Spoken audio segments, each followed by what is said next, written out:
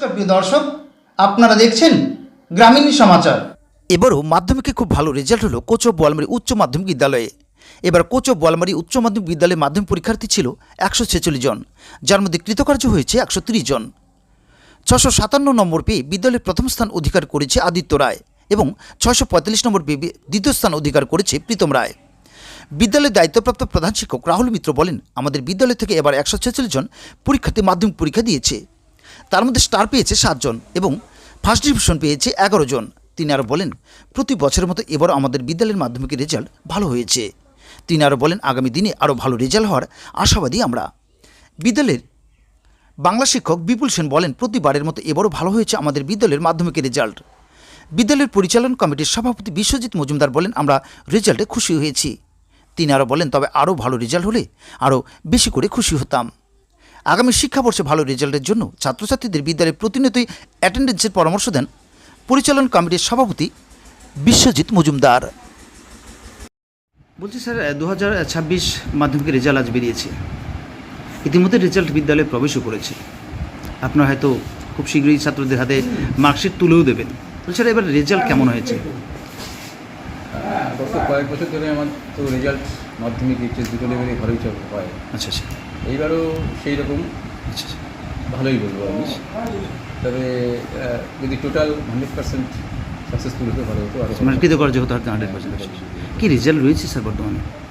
এখন 146 জন পরীক্ষার্থী ছিল, ক্যান্ডিডেট ছিল মাধ্যমিকে, তার মধ্যে 130 জন পাস করেছে। সর্বোচ্চ নম্বর কত স্যার? সর্বোচ্চ নাম্বার হচ্ছে এইখানে 657। 657। কোনো ছেলে পেয়েছে না মেয়ে পেয়েছে? ছেলে পেয়েছে, আদিত্য রায় বলে কিছু। দ্বিতীয় হয়েছে কি? আর দ্বিতীয় 645। 642, ওটাও ছেলে। কি নাম ওর? নাম হচ্ছে প্রীতম। স্যার, রেজাল্ট মোটামুটি ভালোই হয়েছে বিদ্যালয়ে। তো আগামী শিক্ষাবর্ষের জন্য স্টুডেন্টদের উদ্দেশ্যে কি বার্তা থাকছে? সিরিয়াসলি তো প্রথম থেকেই পড়াশোনা করতে হবে, স্কুলটাতে আসতে হবে। মানে স্কুলটাতে তো যথেষ্ট ভালোই আমাদের পড়াশোনা হয়, টিচাররা যথেষ্ট যত্ন নিয়ে পড়াশোনা করে। ক্লাসটায় যদি হয়ে যায়, ক্লাসেই যদি পড়াশোনাটা 60%, 70%, 80% হয়ে যায়, তাহলে তো অনেকটাই হয়ে যায়। স্যার, এই সময়ে এসে স্টুডেন্টদের কি উপস্থিতি খুব কম থাকে স্কুলে? উপস্থিতি তো কিছুটা কম। কি কারণ? এই সর্বত্রই মনে হয় এই ব্যাপারটা চলে। মানে ওরা কি গৃহশিক্ষকের উপরেই নির্ভরশীল বেশি হচ্ছে? কিছুটা তো হচ্ছেই, মানে গৃহশিক্ষকের উপরে নির্ভরশীল হয়ে বিদ্যালয়ের কিছুটা হচ্ছে, উপস্থিতিটা কমিয়ে দিচ্ছে। যেমন দেখা যেত আবার কিছু কিছু ছাত্র হয়তো আছে যাদের গৃহশিক্ষক মানে প্রোভাইড করতে পারে না, যাদের দিতে পারেন, তারা রেগুলারলি স্কুলে আসে। তবে গৃহশিক্ষক ছাড়াও রেগুলারলি স্কুলে আসলেও কিন্তু রেজাল্ট খারাপ হয় না। মানে অতীতে কিন্তু দেখা গেছে অনেক উদাহরণ আমাদের এই এলাকায় কিন্তু আছে। বুঝলেন স্যার, আগামী শিক্ষাবর্ষে ব্রাইট রেজাল্টের জন্য গার্জেনের উদ্দেশ্যে কি বলবেন? এটাই বক্তব্য যে ওদের তো সবসময় তারা কেয়ার যেমন করবে, কী পড়াশোনা করছে বাড়িতে, শুধু শিক্ষকদের কাছে পাঠিয়ে দিলাম আর কথা না, বাড়িতে পড়াশোনাটা করতে হবে, আর স্কুলে যেন পাঠায় ঠিক মতো এই স্কুলে যেন পাঠায়, স্কুলমুখী যেন করে। স্কুলমুখী যেন পাঠায়। স্যার, কী নাম, কী দায়িত্বে রয়েছেন? আমি রাহুল মিত্র, কী দায়িত্বে রয়েছেন? আমি টিআইসি। ধন্যবাদ স্যার। মাধ্যমিকের রেজাল্ট কেমন হয়েছে?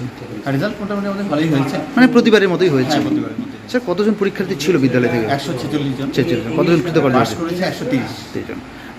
সর্বোচ্চ নম্বর কত রয়েছে? 665। কত? 657 657 নম্বর পেয়েছে। আর কি ছেলে না মেয়ে? ছেলে আদিত্য রায়। আদিত্য রায় না?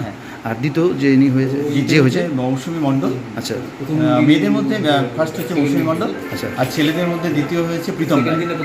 645। এবার রেজাল্ট নিয়ে কী বলবেন?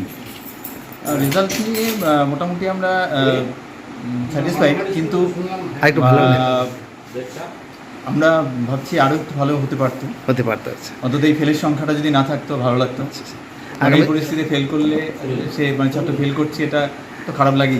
আগামী দিন হয়তো এটা মেকআপ হয়ে যাবে, আগামী বছর হয়তো আশা করছি যেন আগামীতে আরও ভালো রেজাল্ট হয়। ভালো রেজাল্ট হয়, চেষ্টাও করছি আমরা। কী নাম স্যার আপনার? আমরা বিপুল সেন। কোন সাবজেক্টের টিচার রয়েছেন আপনি? বাংলা। ধন্যবাদ স্যার। আজকে মাধ্যমিকের রেজাল্ট বেরিয়েছে, আপনি বিদ্যালয়ের সভাপতি পরিচালন কমিটির, এবার রেজাল্ট নিয়ে কী বলবেন?